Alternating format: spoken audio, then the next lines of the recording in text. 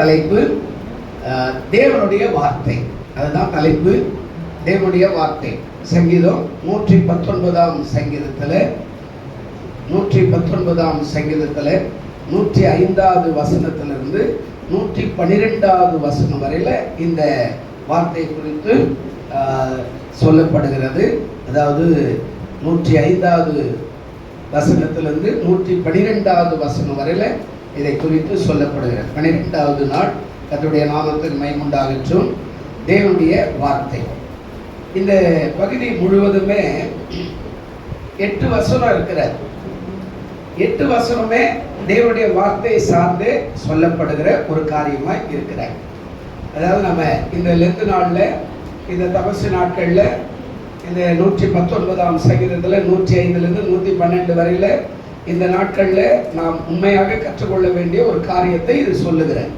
அது என்ன சொல்றாரு அப்படின்னா, முதல் வார்த்தை சொல்றாரு, உம்முடைய வசனம் என் கால்களுக்கு தீபமும் என் பாதைக்கு எப்படியா இருக்குதா வெளிச்சம். வார்த்தை எங்க சொல்றாரு, உம்முடைய வசனம், அதாவது என்னுடைய கால்களுக்கு அது தீபமா இருக்கிற வார்த்தை, என்னுடைய பாதைக்கு அவை வெளிச்சமா இருக்கிற. இந்த மேல தீபமும் வெளிச்சமும் வித்தியாசம் ஒன்றும் இல்லை, ரெண்டும் ஒன்றோடு ஒன்று இணைந்த ஒரு காரியம் தான். தீபம் என்பது அதாவது ஒரு இடத்துல நின்று எரிகிற ஒரு காரியம். வெளிச்சம் என்பது நமக்கு வழிகாட்டுகிற ஒரு காரியம். ஒருவேளை நம்ம ஒரு லைட் போட்டோம்னா அந்த தெருவில் எங்கே நிற்கும். ஒருவேளை அந்த வாகனத்தில் இருக்கிற லைட் ஆன் பண்ணோம்னா அது நம்ம எங்கெல்லாம் போகிறோமோ அங்கெல்லாம் வழிகாட்டிக்கிட்டே போகும். அப்போ ஆண்டவர் சொல்கிறாரு, அதாவது முதல் காரியம் 2வது வசனம், அதாவது முதல் காரியத்தில் சொல்கிறாரு தீபம் வெளிச்சம். அப்போ இந்த வெளிச்சம் மறவாதபடிக்கு நாம் ஆசீர்வாதத்தை பெற்றுக்கொள்கிற ஒரு காரியமாக இருக்கிறார். 106ல் சொல்றாரு, உம்முடைய நீதி நியாயங்களை காத்து நடப்பேன் என்று ஆணையிட்டேன், அதை நான் என்ன செய்வேன், நிறைவேற்றுவேன். வார்த்தையே சொல்றார் சங்கீதக்காரன், உம்முடைய நீதி நியாயங்கள் காத்து நடப்பேன். வார்த்தையை நான் விட மாட்டேன். வார்த்தையில் தான் இருக்குது நீதி நியாயம் எல்லாம். இதை நான் ஒரு நாளை தள்ள மாட்டேன். அப்போ நம்ம வாழ்க்கையில நீதி நியாயங்களை சரியா பிடிக்கணும்னா வார்த்தையை படிச்சோம்னா வார்த்தை நமக்கு வழிகாட்டும், வார்த்தை நமக்கு கட்டளை கொடுக்கும், வார்த்தை நமக்கு நன்மையான காரியத்தை செய்கிறதா இருக்கிற.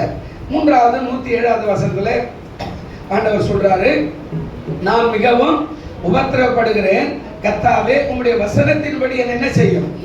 உபத்திரவம் எப்போ வந்தாலும், கஷ்டம் எப்போ வந்தாலும், வேதனை எப்போ வந்தாலும், தொல்லைகள் எப்போ வந்தாலும் தாவீது என்ன சொல்றாரு, அழகா சொல்றாரு, நான் மிகவும் உபத்திரவப்படுகிறேன். இந்த உபத்திரவப்படுகிற நாள்ல கர்த்தாவே உம்முடைய வார்த்தையின்படி என்ன செய்யுங்க, நடத்தும். வார்த்தை ரொம்ப அவசியம். வசனம் இல்லைன்னா அந்த விடுதலை கூட ஆரோக்கியமான விடுதலையா இருக்காது. அதனால தான் சொல்றாரு, அதாவது என்னை உயிர்ப்பியோ அப்படின்றது ஒரு பக்கம் இருந்தாலும் அது சொல்றாரு, உம்முடைய வசனத்தின்படி தான் என்ன உயிர்ப்பிக்கணும். சாதாரணமா என்ன உயிர்ப்பிக்கிறதெல்லாம் வேற. மெய்யாகவே மெய்யாகவே நான் உங்களுக்கு சொல்லுகிறேன் அப்படின்னு நிறைய இடத்துல சொல்லுவார். மெய்யாகவே மெய்யாக அப்படின்னா அவர் என்ன சொல்றாரு, பொய்யான விடுதலை இல்லை, பொய்யான சுகம் இல்லை, பொய்யான ஆசீர்வாதம் இல்லை, பொய்யான காரியம் இல்லை, மெய்யாகவே மெய்யாகவே அப்படின்றார். அப்ப இந்த நாள்ல அவர் என்ன சொல்றாரு, உங்களுடைய வார்த்தை தான் தேவனுடைய வார்த்தை, அதை நான் அபியாசமா வச்சுக்கிறேன். என்னை உயிர்ப்பிக்கிறது கூட, உயிர்ப்பிக்கிறதுனா கடைசி காரியம் தான் மரித்து உயிர்த்து எழுதுகிற காரியம். அதுக்கு நடுவில் உயிர்ப்பிக்கிறது என்பது யாக்கோபு ஒரு இடத்துல சொல்லுவார், ஆமா நான் என்னுடைய மகன் யோசேப்பு உயிரோடு இருக்கிறான் என்று காதுகள் கேட்ட உடனே அவன் உயிர்ப்பித்தான், உயிர்ப்பிக்கப்பட்டான், உயிரடைந்தான் அப்படின்னு சொல்லும். அப்ப அது வரைக்கும் செத்த முகமாவே இருக்கிறான். பிள்ளை செத்து போயிட்டானே, பிள்ளை செத்து போயிட்டானே, அவன் போயிட்டானே, அவன் போயிட்டானே, விருப்பப்பட்டுனே. அங்க ஒரு சம்பவம் இருக்கிறார். முதல் மனைவியை அவன் விருப்பப்பட்டு கட்டல, 2வது மனைவி விருப்பத்தோடு 7 வருஷம் ஆடு வச்சா. அந்த 2வது மனைவிக்கு முதல் பிறந்த பிள்ளை தான் யோசேப்பு. அந்த யோசேப்பு அவ்வளவு பாசம் வச்சிருந்தா. யோசேப்பு கொண்டுதான் எல்லாம் செய்ய போறேன்னு ஆண்டவர் சொன்னார். அவன் மறிச்சுட்டாரா அப்படின்னு உடனே இவனுக்கு தாங்களே எப்ப பார்த்தாலும் சோகமாவே இருக்கிறான்னு கேட்டோன்னு அவன் ஆவி உயிர்ப்பித்தது. அப்ப உயிர்ப்பிக்கிறது, அதாவது சமாதானத்தில் உயிர்ப்பித்தது, சந்தோஷத்துல உயிர்ப்பித்தது, நிம்மதியில் உயிர்ப்பித்தது, உறவுகளில் உயிர்ப்பித்தது, சரீரத்தில் உயிர்ப்பிக்கிறது. இதெல்லாம் ஆண்டவர் சொல்றாரு, உங்களுடைய வசனத்தின்படி தான் என்ன உயிர்ப்பிக்கணும்.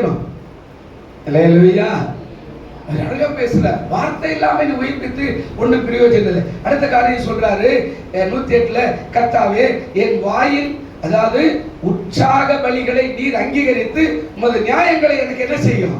நான் வாயில உற்சாக பலி செலுத்துறேன், ஒருவேளை எனக்கு ஆடு மாடெல்லாம் ஒவ்வொரு முறை கொண்டு வர முடியாது போனா கூட என் வாயில நான் சோத்திரம் பண்றேன், உற்சாகமாய் பலி செலுத்துறேன். சோத்திரம் செய்த உதவிகளுக்காய் நன்றி, 2 மாதம் என்னை காப்பாதற்காய் நன்றி, 3வது மாதம் கொண்டு வந்ததுக்காய் நன்றி, விழிக்க செய்தற்காய் நன்றி, என்னை ஆண்டவரே பூமியை காண செய்தற்காய் நன்றி, என் மனைவி பிள்ளைகளை புருஷனை ஆசீர்வாதமா வச்சிருக்காய் நன்றி. உற்சாக பலி. அப்போ அங்கே உற்சாக பலி செலுத்தி கூட அவர் சொல்றாரு, அதாவது அங்கீகரித்து உமது நியாயங்களை எனக்கு என்ன செய்யுங்க, போலியுங்க. நியாயம் ரொம்ப அவசியம். அதான் வார்த்தை. வார்த்தை விட்டுட்டீங்கன்னா நியாயமெல்லாம் ஒண்ணு வர. வார்த்தை தான், வசனம் தான் நியாயத்தை காட்டுற ஒரு காரியம், கண்ணாடி. அதான் சட்ட புத்தகம். இதை நம்ம விட்டுட்டு சும்மா அவன் சொன்னா, இவன் சொன்னா, மாமன் சொன்னா, மச்சா சொன்னா, பக்கத்து வீட்டுக்கார் சொன்னார், அவர் சொன்னார், மந்திரி சொன்னாரு, அவர் சொன்ன, இதெல்லாம் எல்லாமே ஒரு நாள் போயிடும். ஒரு காலகட்டத்துக்கு ஒரு தலைவர்கள் எழுதுவாங்க. அந்த தலைவர்கள் மடிந்த உடனே அந்த தலைவர்களை பின்பற்றினவர்கள் பின்னிட்டு போயிடுவாங்க. சில பேர் மறிச்சிடுவாங்க. ஆனா இயேசு அப்படி இல்லை. அவர் என்றும் நேற்றும் என்றும் ஜீவிக்கிறவராய் இருக்கிறார். அல்லேலூயா. அடுத்த காரியம் சொல்ற 109ல, என் பிராணன் எப்பொழுதும் என் கையில இருக்கிறார். இப்ப இவர் ரொம்ப வித்தியாசமா பேசுறார். இதே சங்கீதக்காரன் 31ஆம் சங்கீதத்துல சொல்றாரு, என் காலங்கள் உமது கரத்தில் அல்லவோ இருக்கிறது. ஆனா இவரே சொல்றாரு, என்னுடைய பிராணன் எப்போது என்னுடைய கையில இருக்கிறது, ஆனாலும் உடைய வேதத்தை நான் என்ன செய்ய மாட்டேன், மறவே. நல்லா கவனிங்க. அவங்க சொன்ன வார்த்தைகள் சொல்ல வித்தியாசமா சொல்ல. என் பிராணனுக்காக நான் ஓடுறேன், என் பிராணனுக்காக நான் ஜெபிக்கிறேன், என் பிராணனுக்காக சம்பாதிக்கிறேன், என் பிராணனுக்காக நான் சாப்பிடுறேன், என் பிராணனுக்காக தூங்குறேன், எழுதுகிறேன், மருத்துவ பார்த்துக்கிறேன், அதாவது வைத்தியங்களை பார்த்துக்கிறேன், எல்லாம் கரெக்டு தான். ஆனா அங்க சொல்றாரு, என்ன சொல்றாரு, ஆனாலும் வேதத்தை நான் என்ன செய்ய மாட்டேன், எப்போதும் மறவேன். நம்ம வாழ்க்கையில எந்த இக்கட்டு வந்தாலும் வேதத்தை நம்ம மறக்க கூடாது. நம்ம தான் உழைப்பாளி, நம்ம தான் எல்லாத்தையும் செய்யணும், நமக்காக தான் சம்பாதிக்கணும். ஆனா ஒரு நாளும் வேதத்தை மறவாதபடி அதை அணைத்து கொண்டு போகிறவர்களா இருந்தால் தேவனுடைய வார்த்தை நம்ம கிரியை செய்கிறதாய் மாறிவிடும். அடுத்த காரியம் சொல்றாரு, என்ன சொல்றாரு பாருங்க, 110வது வசனம், துன்மார்கள் எனக்கு கண்ணி வைக்கிறார்கள், ஆனாலும் நான் உம்முடைய கட்டளைகளை விட்டு நான் என்ன செய்ய மாட்டேன். எனக்கு துன்மார்கள் நிறைய இருக்கிறான். நம்ம எல்லாருக்குமே ஒருத்தர் இருப்பாங்க. அது சொந்தக்காரனா இருப்பான், பக்கத்து வீட்டுக்காரனா இருப்பான், அடுத்த வீட்டுக்காரனா இருப்பான், ஒருவேளை சமுதாயத்தில் இருப்பான், வேலை ஸ்தலத்தில் இருப்பான், வியாபாரத்தில் இருப்பான், சபையில் கூட இருப்பாங்க, இல்லை வெளியில் இருப்பாங்க, தெருவில் இருப்பாங்க, எங்கே போகிறோமோ அங்கெல்லாம் நமக்கு ஒரு ஆள் இருப்பான், ஏதாவது ஒன்று பண்ணிக்கிட்டே இருப்பான். அதான் சொல்றாரு, துன்மார்கள் எனக்கு கண்ணி வைக்கிறார்கள், ஆனாலும் நான் உம்முடைய கட்டளைகளை விட்டு என்ன செய்ய மாட்டேன்.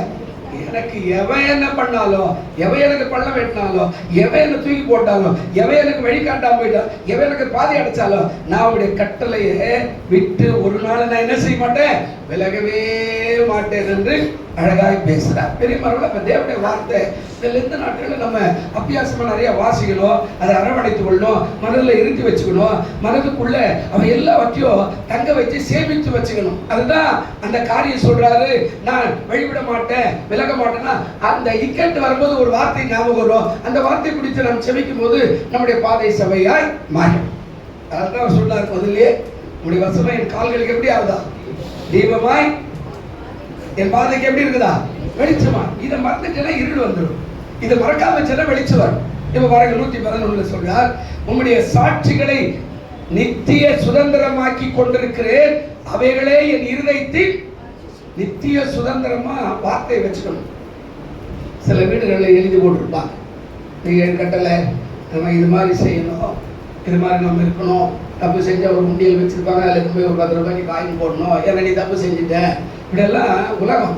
ஆனா ஆண்டவர் என்ன சொல்றாரு, உம்முடைய சாட்சிகள் எனக்கு நித்திய சுதந்திரமாய் இருக்கிறது. என்ன சாட்சி, எப்படி நடத்தினார், எப்படி நடத்தினார், எப்படி உயர்த்தினார், எப்படி உதவி செய்தார், எப்படி அவனை சுகமாக்கினார், எப்படி அவனை விடுதலையாக்கினார், எகிப்திலிருந்து அவர் எப்படி வந்தார், அவனை வழி காட்டினார், எங்கே கொண்டு போனார், பாலும் தேனும் ஓடுகிற கானான் தேசத்துல கொண்டு போய் சேர்த்தார். அதுதாங்க சொல்றாரு, உம்முடைய சாட்சிகளை நித்திய சுதந்திரமாய் நான் மாற்றி வச்சிருக்கிறேன், மறக்க மாட்டேன். ஆனா அவைகளே என் இருதயத்தில் எப்படி இறங்குதா, மகிழ்ச்சி. எப்ப சோர்ந்து போடணும், அவருடைய சாட்சியை நான் பார்க்கிறேன்.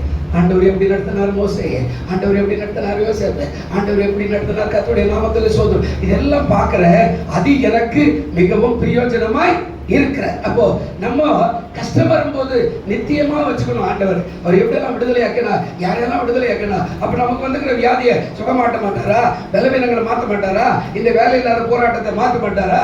இந்த கஷ்டத்தை நீக்கி போட மாட்டாரா? எனக்கு முடியும், ஏன்னா அவர் ஏற்கனவே செஞ்சிருக்கிறார். கடைசியாய் சொல்லும் போது அப்படி சொன்னார், முடிவு பரியந்தும் இடைவிடாமல் உங்களுடைய பிரமாணங்களின்படி செய்ய என் இருதயத்தை நான் என்ன செய்யறேங்க? சாய்த்தேன். எப்போ? முடிவு பரியந்தம், இடைவிடாமல். முடிவு பரியந்தம். எப்போ? நம்ம பிறந்துட்டோம், நம்ம சாப்பிட்டாகணும். நம்ம 1 வயசுல பால் சாப்பிடுறோம், 2 வயசுல ஏதோ இட்லி சாப்பிடுறோம், 3 வயசுல சோறு சாப்பிடுறோம். அப்படியே மற்றதெல்லாம் கொஞ்சம் கொஞ்சம் வளர பரோட்டா சாப்பிடுறோம், தோசை சாப்பிடுறோம், மற்ற எல்லாம் கண்டதெல்லாம் வாயில உள்ள விட்டு போடுறோம். எல்லாம் கரெக்டு. அவன் 1 வயசுல சாப்பிட்டா 60 வயசுல என்ன பண்றான்? சாப்பிடுறான். அப்ப நித்தியமா சோறு கட்டாயம் எல்லா மனுஷனுக்கும் தேவை. நம்ம ஊர்ல சோறு, வடநாட்டு பக்கத்துல போனா எப்ப பார்த்தாலும் சப்பாத்தி. இன்னும் சில ஊருங்களுக்கெல்லாம் நாடுகளுக்கெல்லாம் போனீங்கன்னா அங்கங்க ஒன்று பிரெட் வச்சிருப்பான், அவன் கையிலேயே வச்சுக்கிட்டு சாப்பிட்டுக்கிட்டே போயின்னு இருப்பான். இன்னும் ஒரு சில காப்பி குடிச்சுக்கிட்டே போயின்னு இருப்பான். அதாவது ஊருக்கு ஊர் இருக்கும், ஊருக்கு ஊர் இருக்கும். ஒரு முறை கேரளாவுக்கு பஸ் போகும்போது அந்த ஊர்ல நிறைய அந்த நேந்திர பழம் அந்த வண்டிகளில் போட்டு கடைகள்லாம் வச்சிருப்பான். ஒரு ஆள் வந்தா ஒரு பழத்தை மிச்சா வயல வச்சுக்கிட்டு காசு கொடுத்து அவன் மாட்டி சாப்பிட்டுக்கிட்டே ரோட்டில் நடந்துக்கிட்டே போயிட்டு அவன் கட்டி சாப்பிட்டு நான் யோசித்தேன், நம்ம ஊர்ல இப்படி எல்லாம் சாப்பிட மாட்டாங்க பழம். இவன் நான் எப்ப பார்த்தாலும் அதை சாப்பிட்றாங்கன்னா அவர்களுக்கு பழக்கம். நம்மளா ஒரு வாழைப்பழத்தை வாங்கி அங்கேயே உச்சி சாப்பிட்டு அந்த தோல் அந்த மூணில் போட்டு நம்ம இவரு என்ன பண்ண தோல் கூட போடாத அப்படியே சாப்பிட்டுக்கிட்டே ரோட்டில் நடந்துக்கிட்டே இருக்கிறார். அப்ப என்ன ஊருக்கு ஊரு சாப்பாடு வித்தியாசம். 1 வயசுல சாப்பிடணும், 60 வயசுல எப்படாது நித்திய பிரமாணம். இங்க சொல்றாரு, முடியவர் இந்த இடைவிடாமல் உடைய பிரமாணங்களை இப்படி செய்ய என் இருதயத்தை நான் என்ன பண்றேன்? சாய்த்தேன்.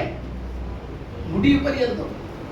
சும்மா அப்பப்போ சாட்சிக்கிறது, அப்பப்போ தேடிக்கிறது இல்லை. முடிவு பரியந்தம் இடைவிடாமல் உடைய பிரமாணங்களின்படி செய்ய என் இருதயத்தை சற்று நான் ஆண்டவருக்கு நேராய், வேதத்துக்கு நேராய் சாய்த்தேன். இதுல வசனம் இருக்குது, நேரம் இருக்காது. ஒரு வார்த்தை மட்டும் வாசிங்க. நீதிமொழிகள் 6:23 வசனம் கொஞ்சம் வாசிங்க. என்ன சொல்றாரு பாருங்க. நீதிமொழிகள் 6:23 ஒரு வார்த்தை சொல்றாரு, வாசிங்க. கட்டளையே விளக்கு, வேதமே வெளிச்சம். என்ன சொல்றாங்க? கட்டளை தான் விளக்கு, வேதம் தான் என்னது? வெளிச்சம். போதக சிற்றையே ஜீவ வழி. அதை 20ஆம் அதிகாரம் நீதிமொழிகள் 27வது வசனம் கொஞ்சம் பார்த்தீங்கன்னா அங்கே கூட அந்த வார்த்தை எப்படி சொல்லுவார். என்ன சொல்றாரு பாருங்க. 20:27 மனுஷனுடைய ஆவி கர்த்தர் தந்த தீபமாய் இருக்கிறது, அது உள்ளத்தின் உள்ளதெல்லாம் என்ன செய்யும்? ஆராய்ந்து பார்க்கும். மனுஷனுடைய ஆவி கர்த்தர் தந்த நமக்கு ஒரு தீபம், அது எரிஞ்சுக்கிட்டே இருக்குது. அது எப்போ அணையும் அது அவருக்கு தான் தெரியும். வயசானா வரும். அது ஏசாயாவில் சொல்லும்போது, முறிந்த நானாலே நான் என்ன செய்ய மாட்டேன்? முறிக்க மாட்டேன். மங்கி எரிக்கிற திரியை நான் என்ன செய்ய மாட்டேன்? அணைக்க மாட்டேன். அப்ப அர்த்தம் என்ன? அவர் தான் கொடுத்துக்கிறேன். அந்த தீபம் எரிஞ்சுக்கிட்டே இருக்குது. ஓடுறோம், முடியாறோம், வேலை செய்யறோம், சாப்பிடுறோம், மனைவிக்காய் உள்ளவங்க, குடும்பத்துக்காய், பிள்ளைகளுக்காய் அந்த ஏற்றிக்கிட்டே இருக்குது. அது என்றைக்கு அணைஞ்சிருமோ அன்றைக்கு அவனுடைய வாழ்க்கையில சப்ஜெக்ட் முடிஞ்சு போச்சு. நான் ஆண்டவர் சொல்ற கட்டளை தான் என்னதுங்க? விளக்கு. அப்ப இன்றைக்கு தலைப்பு தேவனுடைய வார்த்தை. இந்த தபசு நாட்கள்ல நம்ம எல்லாம் அதை அபியாசமா படிக்கணும். நேரம் எடுத்து இந்த 40 நாள்ல ஜெபம் ஒரு பக்கம் இருந்தாலும் 40 நாள்ல நிறைய வேத வசனங்களை, அதிகாரங்களை படிச்சு தெரிஞ்சு வச்சுக்கணும். அப்படி செய்யும் போது நம்ம இனி வருகிற வருஷம் ஃபுல்லா நமக்கு அது பிரயோஜனமாய் மாற ஆண்டவர் ஆசீர்வதிப்பார். அல்லேலூயா சொல்லுங்க, அல்லேலூயா சத்தமா சொல்லுங்க, அல்லேலூயா. ஆண்டவர் சொல்றாரு, தேவனுடைய வார்த்தையை மறந்துட்டோம் அப்படின்னா ஒன்றுமே இல்லை. இதுக்கு நிறைய வசனம் எல்லாம் இருக்குது, அதெல்லாம் நம்ம ஒரு 10 நிமிஷத்துல எல்லாத்தையும் சொல்ல முடியாது. அப்போ ஆண்டவர் சொல்றாரு 8 வசனமும் 8 விதமான பிரமாணங்கள், கட்டளைகள், அதாவது சத்தியங்களை தாவீது அழகாய் வெளிப்படுத்துறது போல நம்ம வாழ்க்கையை ரொம்ப அவசியமா வச்சுக்கிட்டோம்னா நம்ம வாழ்க்கை இனிதா, இன்பமாய், சந்தோஷமா இருக்கும். கண்களை மூடுவோம். நல்ல பிதாவே, இந்த மாலை பொழுதுக்காய் நன்றி. தேவனுடைய வார்த்தை காண கிடைக்காத ஒரு காரியம். ஆமாப்பா, இப்பொழுது வேதமெல்லாம் அச்சடிப்பதெல்லாம் ரொம்ப தடைப்பட்டு போன ஒரு காலம் இந்த தேசத்தில் இருக்கிறது பார்க்கிறோம். ஆனாலும் தாவீது சொல்லுகிறபடி அந்த வேதத்தை நான் சாய்த்து அதை மனதில் நிறுத்தி அதன்படி நடந்து என் பாதையை நான் ஆசீர்வாதமாய் மாற்றிக்கொள்ளுவேன் என்று சொன்ன வார்த்தையின்படி இதை பார்க்கிற கேட்கிற எல்லாரையும் ஆசீர்வதியும். வந்த ஒவ்வொருவரையும் கிருபையினாலும் மூடும். தொடர்ந்து நாளிலிருந்து ஒவ்வொரு நாள் ஜெபத்தையும் பரிசுத்த ஆவியால் பொறுப்படுத்திக் கொள். இயேசு கிறிஸ்துவின் நாமத்தில் வேண்டிக் கொள்கிறோம் நல்ல பிதாவே. ஆமென், ஆமென்.